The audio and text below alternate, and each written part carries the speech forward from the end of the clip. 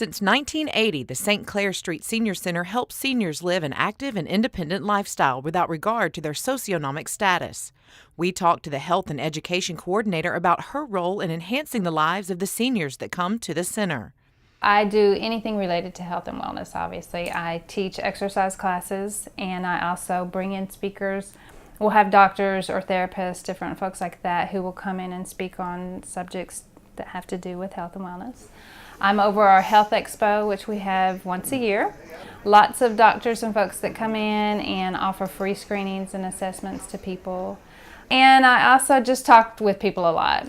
I might point people in the right direction if they've got something going on with their health, help them look into what conditions they may have. My goal is to help people before they get into a bad situation. That's really what I enjoy doing, is helping with prevention.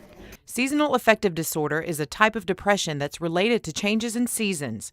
Most people that are affected by this disorder see their symptoms begin in the fall and continue through the winter months. It is a type of depression. It is something that happens seasonally, though. So you may start getting depressed, say, in the fall, and it lasts through the winter, and then you find when spring starts to come around, you start feeling a little better. And what will happen is a lot of times people will just start feeling kind of blue, lethargic. A lot of folks might feel like they just want to hibernate, especially as you get really deep into the winter. Another really great part of the SAD is that you want to eat, especially carbohydrates. A lot of times in the South we call it comfort food. And then you end up gaining weight, and then you get depressed about that. So there are some vicious cycles involved in that too. Laura says it's always good to see your doctor if you're not feeling well, and that antidepressants can be a good treatment. But there are some other things you can try to see if they work. I would try, first of all, diet. Watching what you're eating, not taking in so many carbohydrates. To eat fruits and vegetables and whole grains and that sort of stuff. Make sure you're drinking plenty of fluids. I can't tell you how many people are walking around dehydrated, and that can affect you in a lot of different ways. And exercising. And I know a lot of the people here, every time they see me, they know I'm going to say something about exercising. But it is truly important that we keep our bodies in motion.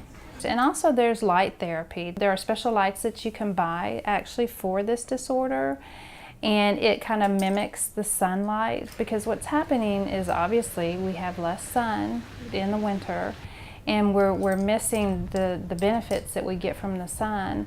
I know there are a lot of people who worry about being out in the sun too much because of skin cancer.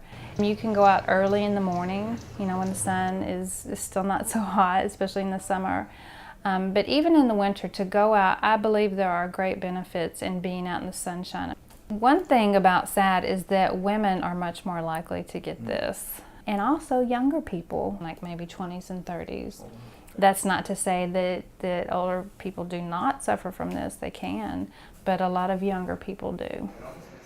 Another phase of Laura's job is to talk to people and just listen to their concerns.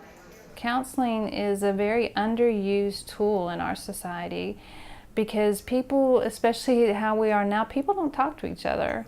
And just to have someone who you know is listening to you can make a big difference for someone. And I am more than glad to, if somebody wants somebody to listen to them, they need a shoulder to cry on, I'm more than glad to do that for our folks here. I think that's very important. I do think as a nurse, that's part of what you do.